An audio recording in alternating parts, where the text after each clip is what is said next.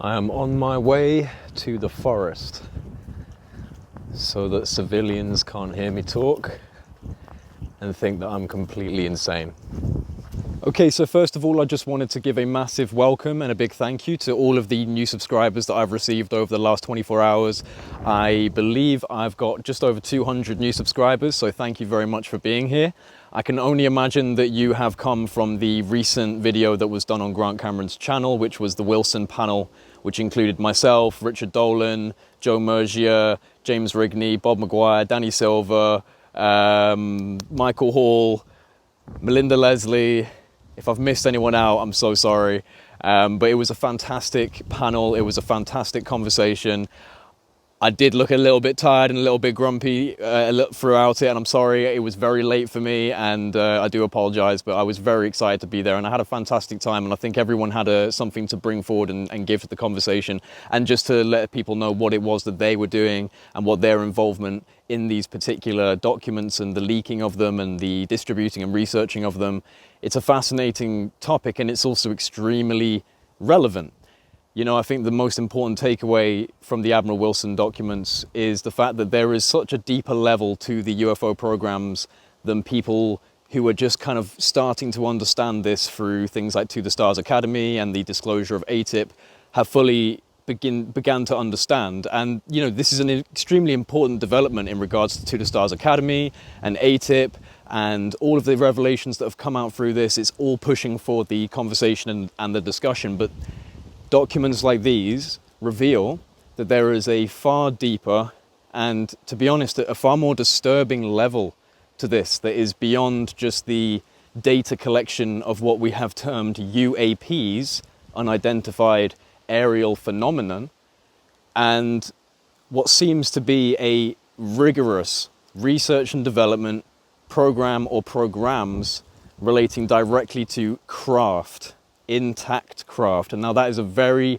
different conversation to just gathering data in a program that was assessing the capabilities of supposed UAPs. It's a very, very strong argument to put forward the point that there is levels to this that need to be investigated by our official government bodies, because they are not being kept in the loop. And this is a very important highlighter of that issue.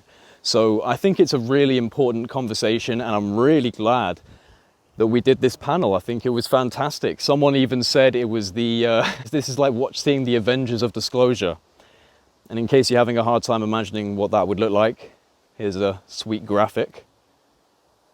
There we go. It looks like Michael Hall might be asleep in that photo, but that's all right. We had a great time. It was a brilliant discussion. And I think that there's so much more to come. There are things that I can't comment on right now as well. There are background things happening that I have a really strong feeling will start to dissolve a lot of the doubts, a lot of the skepticism, excuse me, a lot of the theories that have started to circulate. I think that this is just the beginning, really, of this conversation. Obviously, this has been a situation that has been, in some circles, an issue for over 10 years, but there is still quite a high level of division regarding whether or not they're legitimate. And I think that in the future, and hopefully in the near future, there's going to be more clarification on that. Things like this need to come out so that we can have a clearer, more transparent idea of what we have had taken away from us in the public sector and where we need to go in regards to disseminating information that has been sequestered from us for a long time. So yeah, I just wanted to say thank you really to everyone that's suddenly become a part of Project Unity recently. And I also wanted to let people know that who have been subscribed to the channel for a while. Obviously, you may have seen a trend in the content because a lot of it has been Admiral Wilson documents related. A lot of you that have just joined the channel, I'm sure that you have really only heard of Project Unity in relation to the Admiral Wilson documents. So I just wanted to clarify a couple of things. I'm extremely invested in this subject in regards to the Admiral Wilson leaks. I absolutely know they're real, and I have connections with the people who are involved in the distribution of those documents in regards to the initial leaking. And I also have connections to some people that I can't actually name right now, who I think we're going to see more of their endeavors and their interactions and their efforts in the future. So From my position, it's an extremely important catalyst for pushing forward the effort that needs to be done for disclosure in terms of bringing out information that has been stymied and stovepiped away into these different categories and programs that seem to, in my opinion, subvert the real terms of democracy. But another thing that has been, well, in terms of, I say another thing, but really the main thing, the primary driver of Project Unity has been the fact that you can indeed make contact through consciousness modalities, consciousness forms of contact.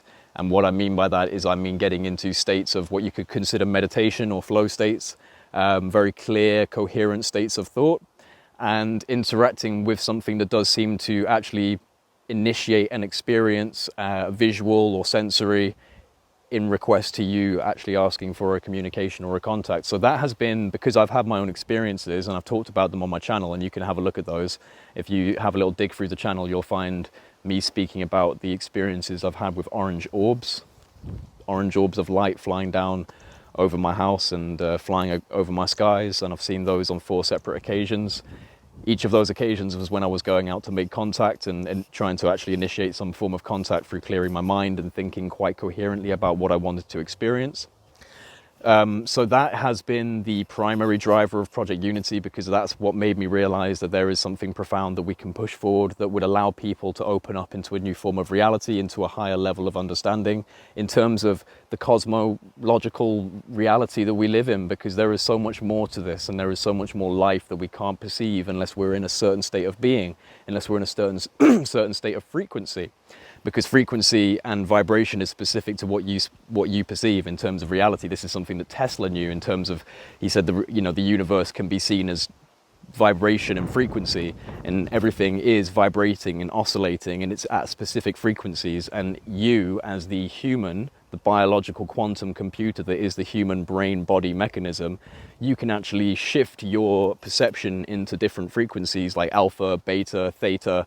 And these types of experiences, if you're going through meditation and you're going into these types of frequencies, you can coherently start navigating through a sense of, I guess what I'm trying to say is a clear sense of thought. So you can start getting rid of the mess in your head, all of the different thoughts that fly in, ground yourself into a state of coherent thought and clear conscious intention. And then from there, you can quite literally ask things to come into your skies and be present and come and be there and acknowledge you, and you'll acknowledge them. And believe it or not, things do come and do that for you. So that's been the primary drive behind Project Unity. But I also consider this to be an extremely important catalyst in regards to the Admiral Wilson leaks, and I think that it's worth me focusing a lot of my effort on that as well. So as a lot of you will know, I am working on a film production regarding the Admiral Wilson leaks. It's going to be 100% non-profit. It's going to be publicly sourced information and also information that I've gathered through my connections in regards to the leaks. So that's going to be a long-term project. When I first started the idea of doing it, I had the idea that I'd be getting it out in a few months, but the story has evolved quite rapidly, and to be honest, the story hasn't actually finished yet.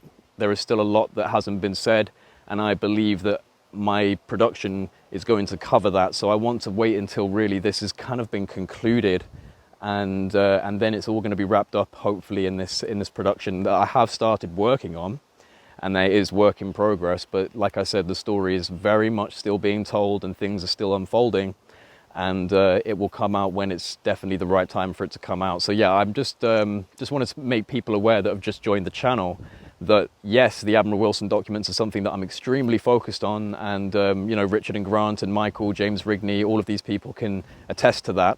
But they are also aware that I have got into this because I made contact through these types of consciousness practices that are not difficult, because I'm not a meditation teacher or a yogi or some expert in Sanskrit readings. I don't do the Stephen Greer CE5 protocols, although I have absolutely no problem with those protocols, because I think that they do in some way fine-tune the contact experience to a more specific sect of the phenomena of ETs, of beings. And you do have to be careful if you're going to go out and make this type of contact, because it's a very big universe. We don't understand how big it is. We don't understand everything inside this universe. And I think it would be extremely bad judgment for you to assume that everything out there is going to be looking after your best interests. So, with that being said, I think that contact is extremely important and should not be trivialized. It shouldn't be trivialized to the point where people are going out and treating it like a fun fair and expecting to see pretty lights in the sky. It is amazing to see them, take my word for that, or just find footage online that is real, like from ECETI or CSETI. But it shouldn't be trivialized and treated in this way in terms of it being like a fun fair. It's in some ways, it's a spiritual endeavor because you're opening yourself up to understanding the more intrinsic, more deeper levels of your own being. That sounds a little bit woo, doesn't it? But it's true. It's very, very true, people, because that is what happens. You start realizing things about your own capabilities and your own state of being, and you have to get past the idea that you're just a physical experience, because you're absolutely not just a physical experience.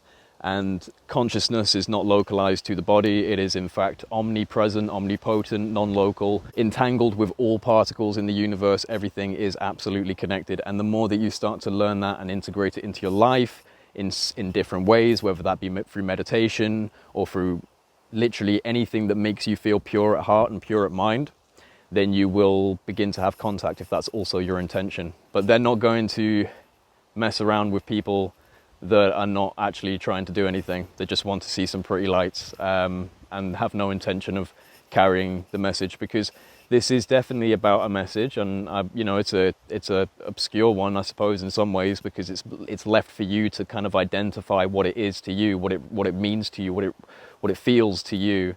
But at the same time, it seems that contact scenarios, at least through the vein of CE5 consciously contacting these beings, it seems to precipitate some level of self-realization within the person that has initiated the contact. Because when you have these experiences, if you've never had them before, it completely shatters your paradigm. So that can either melt your brain and you won't be able to respond, or you adapt and you learn and you grow. So I've adapted and learned and grown from my experiences, and I've learned more, and I've tried to now educate others, and I'm obviously still learning because I'm in no way a master of anything.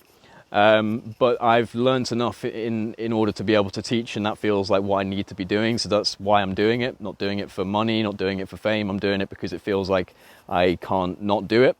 That's literally as plain as I can put it. But this is why I started the project. This is why Project Unity started, so that I can start conveying these types of messages and these types of understandings to people, so that they themselves can initiate these types of contacts.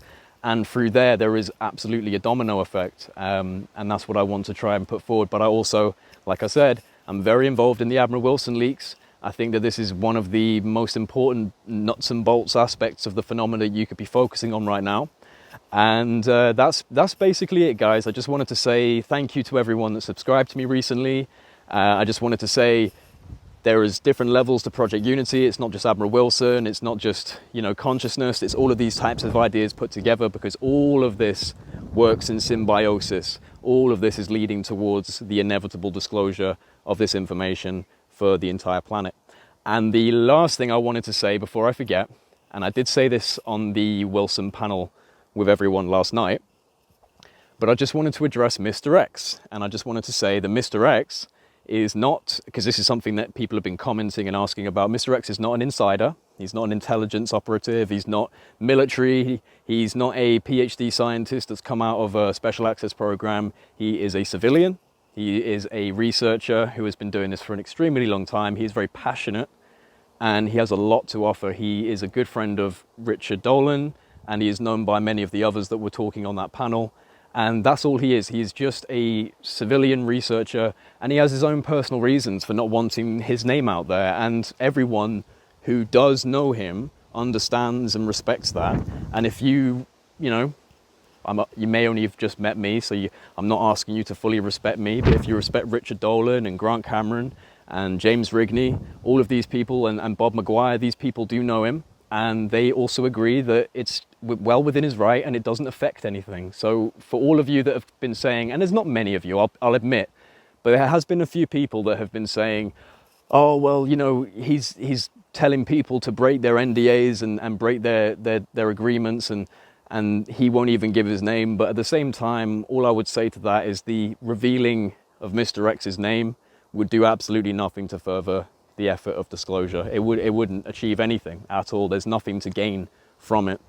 And he has his own reasons, and we should just respect that as people. We should just respect that, I think. But I just wanted to get that across so there wasn't any confusion going on in the future. If, you know, me and Mr. X are having discussions, he's not an insider, okay? He's just very knowledgeable, and everything that he is talking about can be publicly sourced. So if you're doubting him or you want to, you know, be skeptical about the things that he's talking about, just research them, because everything he has looked at, everything that he presents is publicly available knowledge, albeit some of it very, very hidden publicly available knowledge. I would recommend using things like the Wayback Machine in regards to trying to find archives of hidden knowledge that no longer exist on the current internet. So that's the kind of things that he utilizes to make sure that he's got everything he needs when he speaks on these subjects. So yeah, it's all public. He's not an insider, just a researcher. And thank you so much to everyone that's come aboard recently. Welcome to Project Unity. I hope that we can just keep going forward with this. Each and every one of us has something to contribute, whatever that is. And I just want you to have a fantastic day. Speak to you soon. Oh yeah, and one last thing before I leave you. I am doing a community Q&A, question and answers video soon. If you go onto the community posts on my YouTube channel, if you go on the YouTube channel, click on community, the latest post will be about the Wilson panel. If you just go down, the post before that is me giving the announcement that I'm doing another community Q&A session, because I did one before and it was a really good, really successful Q&A. We had lots of questions and I believe I had some good answers. So yeah, if you want to ask a question, I'm planning to do that pretty soon. So you have a few more days probably to submit a question if there's anything you want to know. This can be about me personally. It doesn't have to be UFO related. Can be whatever you want to ask me. Just pop it in the questions not on this video. I mean, you can if you want to, but really I prefer it if you commented on the community post. But if you want to put your question down on this video as well, you can, no worries. I'll make sure I add it to the list.